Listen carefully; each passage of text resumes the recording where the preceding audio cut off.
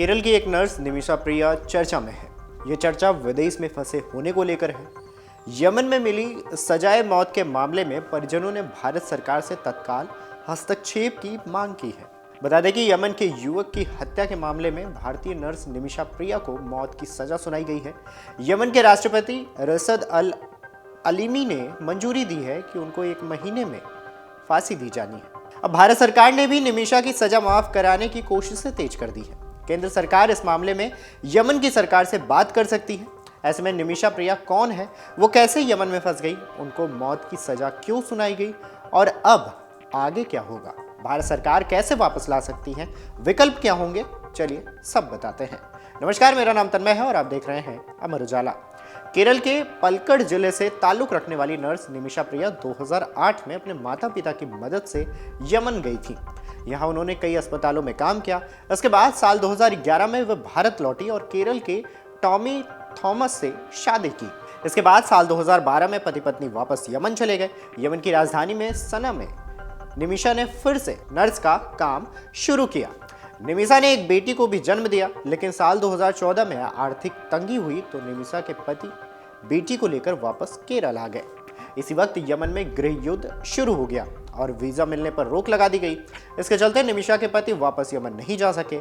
खबरों की माने तो नर्स निमिषा प्रिया यमन में अपनी क्लिनिक चलानी चाहती थी, लेकिन यमन के नियमों के मुताबिक वहां कोई भी व्यवस्था शुरू करने के लिए स्थानीय लोगों के साथ साझेदारी जरूरी है। इसलिए साल 2014 में निमिषा यमन के नागरिक तलाल अब्दो महादी के संपर्क में आई। इसके बाद साल 2015 में निमिषा ने महादी के साथ साझेदारी में क्लिनिक खोला। क्लिनिक खोलने के कुछ समय बाद 2015 में निमिषा 1 महीने के लिए केरल आई। इसके दौरान महादी ने उनके घर से निमिषा की शादी की तस्वीर चुरा ली। इस तस्वीर में छेड़छाड़ करके महादी ने खुद के निमिषा का पति होने का दावा कर दिया। साथ ही उसने क्लिनिक के दस्तावेजों में भी हेराफेरी की। वह निमिषा को अपनी पत्नी बताकर उसकी मासिक आय से पैसे भी लेने लगा।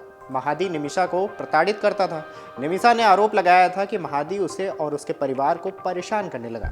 उसने निमिषा का पासपोर्ट भी जब्त कर लिया था। वो चाहता था कि निमिषा यमन छोड़कर न जाए, जिसके बाद से ही मामला काफी बढ़ा। उसने कई बार निमिषा को धमकाया भी। महादी ने उसके क्लिनिक से सारे पैसे और गहने भी ले लिए। निमिषा की मां ने आरोप लगाया कि एक बार निमिषा ने पुलिस से शिकायत की तो पुलिस ने महादी के खिलाफ कार्रवाई करने की बजाय उल्टा निमिषा को ही गिरफ्तार कर लिया और उसे 6 दिन के लिए जेल में डाल दिया। निमिषा की मां प्रेमा कुमारी ने बताया कि जब निमिषा जेल से छूटी तो उसे एक जेल वार्डन ने बताया कि वह महादी को बेहोशी का इंजेक्शन लगा दे और अपना पासपोर्ट लेकर चली जाए।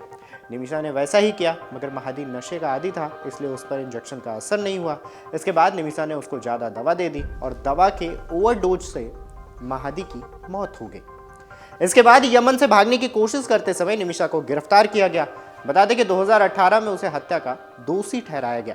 साल 2020 में सना की एक ट्रायल कोर्ट ने उसे मौत की सजा सुनाई।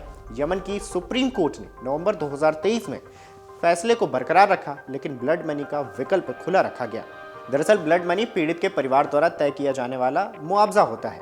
उन्होंने ट्रायल कोर्ट के आदेश के खिलाफ यमन के सुप्रीम कोर्ट का दरवाजा खटखटाया, लेकिन 2023 में उनकी अपील जो है वो खारिज कर दी गई।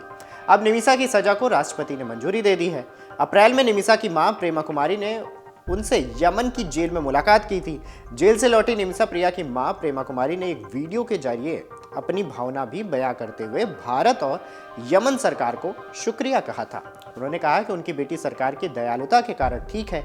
जब वो जेल में गई तो उनकी बेटी उन्हें दूर से देखते ही दौड़कर गले लग गई।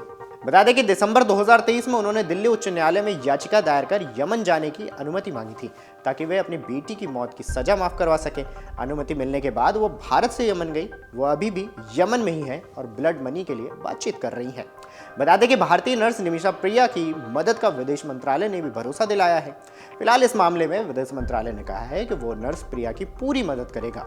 विदेश मंत्रालय के प्रवक्ता रणधीर जायसवाल ने कहा है कि हमने निमिषा के मामले की जानकारी ली है।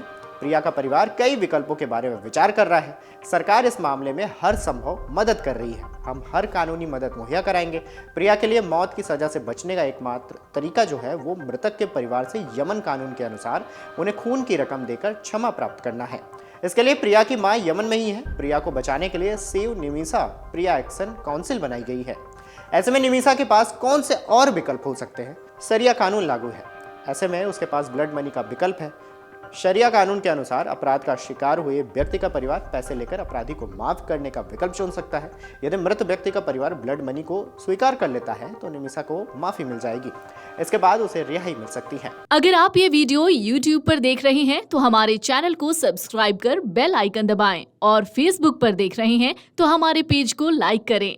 8 मिलियन प्लस सब्सक्राइबर, आपके इस भरोसे के लिए बहुत धन्यवाद।